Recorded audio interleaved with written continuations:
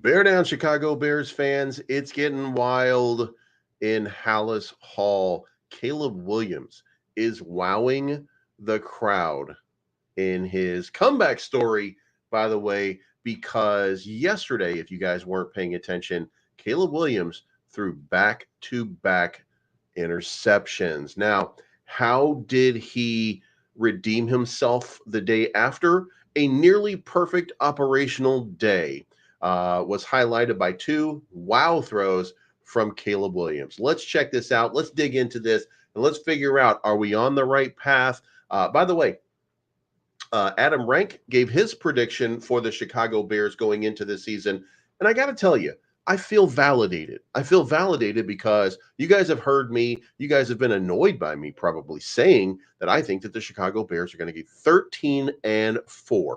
That it is my belief that this Chicago Bears team is going to have a phenomenal run, that we're going to see the Bears do something that we haven't seen in a very, very long time, and that is really start to put it all together and look like a genuine star team, like one of the better teams in football. And what did we get? We got Adam Rank coming in hot. And what did he say? His prediction is the Chicago Bears are going to go 12-5. What is the difference? What's the difference that he had for this schedule that I did not have? Well, he had a few things kind of mixed up here, in my opinion, anyway. But I think we're going to beat the Texans, and I think we lose to the Rams. And he says we're going to beat the Rams. I said that we're going to beat the Jaguars, and I think one of the losses that I gave us was going to be in Week 18, probably going to lose to the Green Bay Packers, get swept by the Packers. It was my opinion. So he came in with a pretty interesting sort of scenario here, and I also think that we're going to sweep the Minnesota Vikings as well. So 12-5 was his prediction. I'm going to go with 13-4, saying that Adam Rank is not bullish enough on the Chicago Bears going into this season. So again, if you like this type of content, make sure that you hit the like button on your way in. Helps push me up in the algorithm, and I would certainly appreciate that. But the big story today was the wow factor from Caleb Williams. Caleb Williams on Monday, inside the Walter Payton Center, he immediately checked to the quick game. Williams snapped the ball and looked at the right of his progression. He felt the pocket start to collapse and escaped before floating a perfect pass over linebacker TJ Edwards' head and into the hands of Keenan Allen for a touchdown. And this was his statement here Monday after practice. If you guys didn't watch it, I would encourage you to go to there and start to watch it. I admire your optimism for being a Bears fan. It's like going on teacup rides. It seems like it's going to be fun, but I feel like throwing up halfway through. You know what? You've been right for a long period of time. It should be noted that I am the way that I am on this because going into the beginning of last season, I've been around for a little while. Going into the beginning of last season, I said that it looked like the Bears were starting to rebuild and that what we were going to see was the Philadelphia scenario play out. The Philadelphia scenario was that the Philadelphia Eagles a couple of seasons ago came in, didn't look really good, but as the season went along, they really started to progress. They really started to show a lot. And then the next season, they ended up in the Super Bowl. And that was with Jalen Hurts at quarterback. And, they haven't looked as sharp as they did at that point. And I think the Bears, on the other hand, have if it plays out the right way, the Bears might have a superstar and a better quarterback than Philadelphia had. And if that is the case, then the pieces are in place. Now, here's the problem. The problem with the prediction is I am assuming supreme health for everybody on this team going into this season, and that we're not going to deal with a spate of injuries, which, I could be wrong about that. One injury could be the collapse of everything. For example, here, if the defensive line is a problem, if the offensive line is a problem, all bets could be off. All bets could be off. Crimson says Eagles had the best offensive line in the league. Okay, the Bears have one of the top 10 defenses in the league. And according to NFL.com, the Bears have the 12th best offensive line in the league. And those numbers are subjective. What if, again, we go back to it, what if Caleb Williams is half a second faster than Justin Fields at processing the game and releasing the ball? Isn't that offensive line, our offensive line, going to look a lot better? Because it's all about, can you hold it? Can you hold off the defense until your guys get open and your quarterback makes the throw? If you do that, your offensive line looks outstanding. And we had a quarterback who did not do that. Again, Caleb Williams, Justin Fields, 3.43 seconds to make a throw last season. That is not even the other person that was close, 3.17 seconds. It was obscene the amount of time that it took for Justin Fields to process simple plays. So, but here's the good thing. The good thing is I'm able to move on. I look at the past as a predicator for the future, but I don't see the same thing in the future that I see in the past. Is it cyclical? Will it come back around? Yeah, this team's going to fall apart at some point. Why is it going to fall apart? Because it's financial. It's financial. We're not going to be able to afford the type of people, and I will get into it on another day. But you can't pay Keenan Allen $20 million and DJ Moore $20 million and Montez Sweat $20 million and continue to bring in people for millions upon millions upon millions of dollars. Tremaine Edmonds, look, I like Tremaine Edmonds. I don't love Tremaine Edmonds. He is way overpriced. I would love to see maybe a move to a more efficient economic model that doesn't include a $25 million or $20 million contract for everybody at that level. So there's going to be some decisions that are going to have to be made. So we shall see.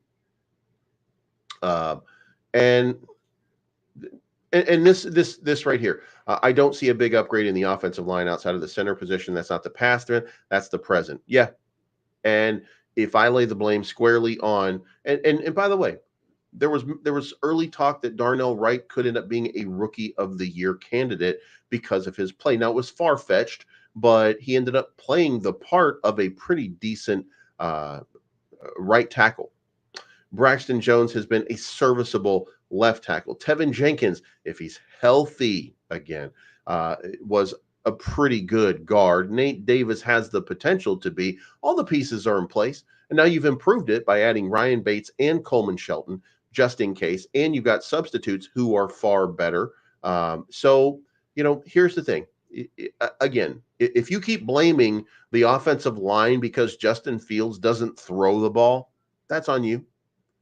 When the offensive line looks better, and it looks exponentially better because you've got a quarterback who is processing the game at a much better rate, then you're welcome to leave a comment and say, you know what, Bleeves? God damn it, you were right. You were 100% right. Bleeves, let me tell you something. You were more right than anybody that I've ever seen in my life. Now, I've seen a lot of people in my life. Matter of fact, I may have millions and millions of the Rocks fans out here, and I've met them all, right? But you Bleeves, you're the most right one that there's ever been. You know what I mean? And the thing is, it doesn't matter. Crimson says, I'm sorry, I'm out on Nate Davis. It doesn't matter whether you're out or not. That doesn't matter. I mean, that's the whole point of it. It doesn't matter what we think.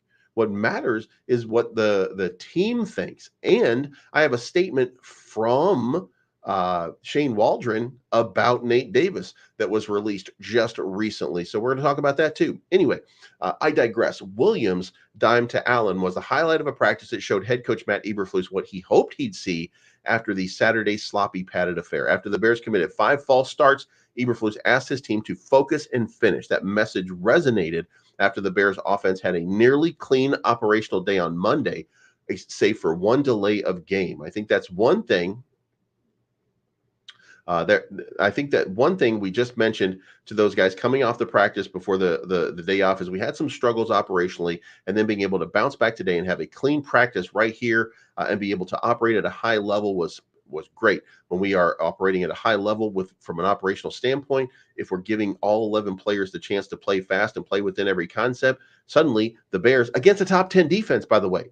In case you guys didn't know, the Chicago Bears defense, probably a top 10 defense coming into the league next year. So in case you didn't know that, guess what? The offensive line held up real good against a top 10 defense yesterday. Will they continue to do that? Well, of course they will, because they're going to get better, because there are a lot more to unpack on an offense that's being learned by a bunch of new people than there is, and they're going to get better. But it's going to make this team so much more better. After their lone operational issue moved them from the 6-yard line to the 11, Williams dropped back and threaded a perfectly thrown ball to Roma Dunze in the back left corner for a touchdown. Williams fit the ball into a small window between two defenders for 6. It was the latest example of Williams' ability to flush a bad moment and respond. He's got a great sense of urgency with that, said Shane Waldron. I think his ability to play with energy and emotion, but also it's something goes wrong or if something's off a little bit right there, he's looking you right in the eye. He wants to know what's the why behind why that went the wrong way right here. How can I fix it? How can I make it better for the next play? Now, with that being the case, there are a couple of notes here. The Bears defense won the lone situational drill. The offense faced a 3rd and 5 from midfield with 50 seconds remaining, but could not get into field goal range after Montez Sweat beat right tackle Darnell Wright to sack Williams again. Sweat, who was removed from a drill Saturday for making contact with Williams, kept his hands up and peeled off early after notching the sack. Punter Torrey Taylor came on and hit a brilliant end-to-end punt that cornerback Josh Blackwell downed at the 2. Jalen Jones picked off backup quarterback Tyson Bagent during red zone drills. Bagent had Velus Jones wide open and put the ball on the money, but the pass hit off the receiver's hands and bounced right to Jones for the interception. What is it that Velus Jones continues to say? Can't nobody defend me? Well, nobody has to. You defend yourself.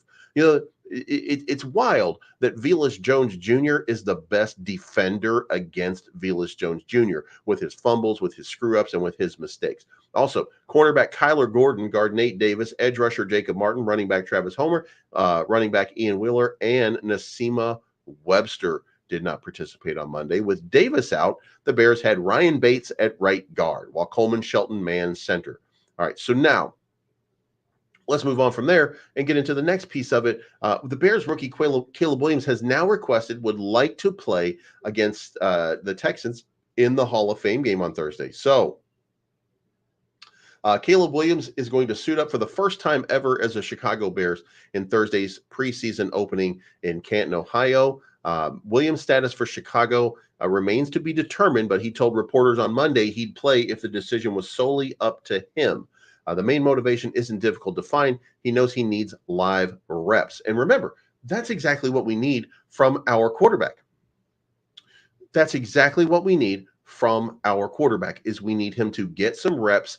And what we've been told so far from this team and from Matt Eberflus even is that what we need to do is get him ready to go to work. How do you get him ready to go to work? Put him in the situation where he has a chance to excel and feel a little bit of that NFL energy. That's the only way that it's going to happen. So hopefully we're going to see him get out here and do something like that. And here's what he says. Caleb Williams says this: I always think there's more pros than cons in anything, especially for a young guy like myself. The reps are always paramount for anybody like myself, a young rookie, a second-year guy, a third-year guy. It's paramount. It's really important, and we'll see about these preseason games coming and how they will play out. One could claim that Williams is getting all of the reps he needs in practice, but those are often controlled environments in which familiarity grows over weeks spent competing against each other.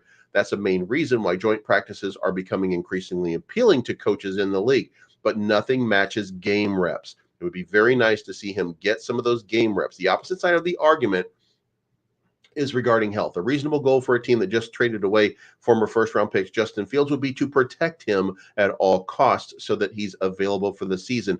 But in this context, guys, he could be injured in the first game of the season. It really does not matter. You're going to have to let this guy grow, and you're going to have to give him some opportunity to take some snaps in real game situations and see what happens. Monster of the Midway says they're not playing him. I mean, maybe not, but they should. It's going to be a mistake. It's going to be a mistake if they do not give him an opportunity to really start to. Well, you know what? I shouldn't say that. There's two other games that we'll have, so he'll get at least one drive in the first one, and then one quarter in the last game. But here's the other part. The biggest problem with the Chicago Bears last season was that when the game started, they were not ready to compete. They were not ready for whatever they needed to be ready for to win those games. And they came out, they scored a touchdown early, but then they were flat and lost 38-20 to Green Bay. And then we lost 4 games in a row, not even beating the worst team in the league, Denver Broncos, at that time. So we were not ready to play. And Matt Eberflus, it is my opinion, knows that is the case, and he needs to have this team ready. In order to have this team ready, he's going to have to give people reps. He's going to have to use these preseason games to get people ready. And the person who has to be ready the most is Caleb Williams. So I would hope that he changes his mind if he's not going to play him, and he gives him at least one drive. One drive. If it's 3 and out, it's 3 and out. Who gives a shit? The fact is, get out there, do your job, show us what you got, shake off some of the cobwebs, some of the rust, some of the nerves, get rid of it. Let's get it out here. Let's get it in the open, and let's make something happen. That's what my opinion would be, and I hope that they do that. But in the meantime, Governor J.B. Pritzker has said, you know what? I'm not giving you guys a stadium. It is nearly impossible. So the Chicago Bears had a grand vision for a new stadium. It involved building south of Soldier Field.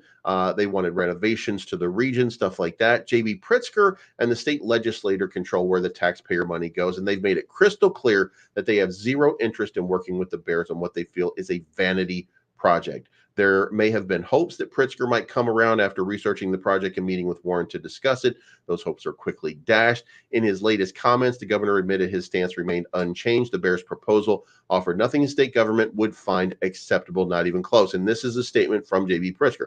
Well, I've done a lot of research on this topic, but let me be clear. There isn't much change. I mean, I made it clear to the Bears leadership that it would be nearly impossible to get anything done. If there was a proposal put on the table by them that could get done, you couldn't actually get it done probably during the veto session and would have to wait until next spring. But in reality, there isn't a proposal on the table right now that would be acceptable to anyone that I know in the legislature. So the Chicago Bears have a tough decision to make. And here's the thing. It doesn't matter what J.B. Pritzker wants, right? It doesn't matter. He doesn't care. He doesn't care whether the Chicago Bears are in Chicago or in Arlington. So I don't think for him it's going to matter very much. I think and I'm not saying that they're going to do it, but it would be my impression. It would be my estimation that the move for the Chicago Bears, in so much as if the Bears are not going to say, you know what, we're just going to go all in on Arlington Heights and we're going to work from there. And by the way, they're going to need some kind of funding for there as well. But in the event that the Chicago Bears really wanted to push this, then a small leak letting people know that suddenly they are having discussions with another city about a move to another city. That's the only thing that would motivate J.B. Pritzker and the legislature, and if not J.B. Pritzker, then the legislature in that regards, to be the governor and to be the legislature who lost the Chicago Bears. Every half of those people would be voted out of office. So if you are the Chicago Bears, you have a decision to make. Are you going to play hardball or are you going to play softball? And it's very simple. So it would be and you take the call, take the phone call. What city needs a football team? Because you don't have to be, the Bears don't just get a football team. Another team can move in here and do something else, but it would be wild to see that happen. Now, of course, the odds of that ever happening, slim to none. I don't think that anything would be serious. You know what I mean? But it would look like it would look like to me that is your path forward if you really want to do that. Now, of course, that could backfire, but what's it going? If it backfires, what happens? You stay at the same stadium you're already in. What happens if it backfires? You move to Arlington Heights. What happens if it backfires? You pick a different position, a different place to build a different stadium. I mean, it's all, It's I don't think that there's any downside to it, at least in my opinion. The downside the downside would be that some city out there, some major city that doesn't have an athletic team right now, that is looking for a football team, would be willing to pay enough money and sweeten the pot enough and provide them with the type of stadium that they want on waterfront property or riverfront property or something like that in order to make the deal. That's the downside. The downside would be the Bears move. But again, that would destroy. You can't be governor. You can't be governor of a state where you can't even keep your football team around. You know what I mean? So hardball or no hardball, I don't know how this plays out. But here's what I do know. Nate Davis still has his starting job. Doesn't matter whether I like him or you like him or anybody likes him. Matt Eberflus sent a clear message the other day, and he said availability is everything. And this is something that we talked about yesterday. So you've got to be available to practice, and you've got to be able to go through the hard in terms of doing hard better during training camp. That's all part of preparing the first part of the season, being able to do that, to callous yourself. That's your individual responsibility to the football team. And when you're not out there, guess what? That doesn't happen. So that was considered to be a warning message to Nate Davis. However, right after that, Bears offensive coordinator Shane Waldron says that Nate Davis is the team's starting right guard if he's healthy. When asked whether there's a competition at the spot, Ryan Bates has been at right guard the last two practices in place of Davis. So Shane Waldron did say yes. However, at this point, Nate Davis is the starting right guard. And look, financially, you can't do anything about it. There is no way that you can move on from Nate Davis. You invested too much money into Nate Davis, and it didn't work out to your best advantage. It was not a great move to give him as much money. And by the way, that doesn't mean that he's not a good player, doesn't mean anything other than it just didn't work out that way. Now, in the event that we look at how much everybody's being paid, then your question is, how much is Nate Davis being paid? $11.352 million. And what is his dead cap space? $12.75. Now, that means that the Bears have no money and no incentive to move on from Nate Davis, number one, or number two, bench him. It's too expensive right now, and it's cost prohibitive because of this deal. And by the way, when I was telling you guys earlier, there's just too much money up here. $25 million for Montez Sweat, $23 million for Keenan Allen, $22 million for Tremaine Edmonds, $16 million for DJ Moore. Now, these are reasonable contracts, by the way, down here. I don't begrudge anybody in this, $5 to $10 million range. That's what I'd like to see. Imagine the quality of individuals that you could get. Is Tremaine Edmonds $22 million guy? I mean, I just don't know that is the case. And I'm not saying there's anything wrong with him. I'm just saying that for me, if it's my team, I can't pay that much money to my inside linebacker at that point. Like, I just can't. I can't justify it. I could take somebody who is of similar quality, maybe coming out of college or something like that, plug them in for a couple $1 million. Yes, but then I would use that other money to continue to shore up more of the spaces that I know really need it. And by the way, when you look at dead cap space, the only person that's not going to cost you money on your dead cap space is Andrew Billings, Kerry Blasingame, which I still don't even know if he's going to make the roster. And then, Greg Stroman, Nasima Webster, all these guys with no dead cap hit or anything like that, just because they're, so far down. Braxton Jones, minimal hit, but he's not going anywhere, not yet. Khalil Herbert, $1 million, 1.08 million is what he's being paid. Only 32,000 against the cap. Velus Jones frees up about $1 million if you move on from him. But then when you get past that, I mean, you have needs and you have positions that, you got to have these people at. So maybe Larry Borum. Larry Borum has a $3 million contract, $3.2 million, and only 83,000 counts towards the cap. Larry Borom gone after the end of this year anyway. So, there are some moves that you could possibly make, but the moves really are kind of limited at this point. So Nate Davis is the starter for now. Now, frankly, the Bears don't have a better option to start at right guard and can't afford. I don't think we can afford anybody better at this point. Now, here is the other part. Karan Amagaji, there's some talk about maybe he could move into the guard position, but he's still got an injury. So it looks like we're just going to have to go with Nate Davis and, kind of, cross your fingers and hope for the best. You're locked into a bad situation at this point. A guy who famously doesn't like to practice, but he shows up for games, and we'll have to see what he looks like at games. This is one of those moments where you're going to have to suck it up and just accept that Nate Davis is he's your guy for right now. But let's talk about, there were 4 standout players from yesterday's practice. Now, remember, I told you that Rome Odunze had caught a touchdown. Rookie wide receiver Rome Odunze made a play of the day during the closed practice. During 11-on-11, Williams lofted a deep pass to his draft mate in the back left corner of the end zone. Despite double coverage closing in on him, he made the catch and not only kept his feet in bounds, but also maintained control of the ball while going to the ground. The referee signaled a touchdown, and the offense celebrating the end zone. Dunze stands above Keenan Allen and DJ Moore, and his frame is perfect for those type of catches. He and Williams have developed a connection, and the two made a fearless play together. Also, not to be left out, Tyreek Stevenson. It's safe to say Tyreek Stevenson is picking up where he left off last season. The second-year cornerback, by most accounts, is having a superb start to training camp. He's taking advantage of any errant throws and forcing fumbles on ball carriers.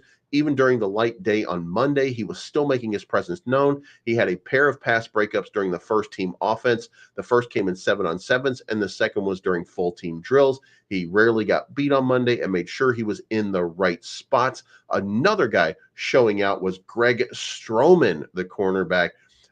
He's no defensive player stood out more than Greg Stroman. Playing as the nickel corner for the second-team defense, Stroman was able to sniff out a screen pass made by Tyson Bagent. The backup quarterback took the snap, fired towards the receiver at the right side. That was Velus Jones before the ball could get there. Stroman jumps the pass and would have had the interception along with a pick six had a wall of his teammates not been blocking the yard line. Stroman didn't get the start at nickel corner with Kyler. He got it because of Kyler Gordon being out. That went to undrafted Reddy Stewart. Still, the veteran shows he deserves consideration with a play like that. And number 4 would have been Torrey Legatron. I mean, we got to call him Legatron or something at this point. But Tory Taylor had a big day. Practiced just one full-speed punt inside the Walter Payton Center, seeing as much of the offensive work took place in the end zone, but it was a good one. He took the snap near midfield and punted towards the left sideline. The ball landed around inside the 10, and like clockwork, Josh Blackwell was there to easily grab the ball on one more bounce and down it just inside the 5 at the 2-yard line. It was a bang-bang play that looked as smooth as can be.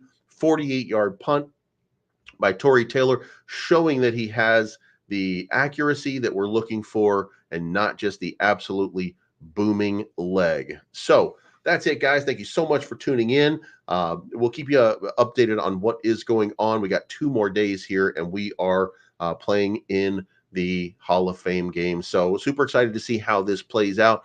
Interested to see what it looks like. And of course, there's going to be the first round of cuts coming next week. So we shall see what these guys look like very, very shortly. And we'll start to see this roster being pared down, getting ready for the season. We are not that far away. So until then, we'll talk to you tomorrow. Bear down, fuck Green Bay, and we'll talk to you again very, very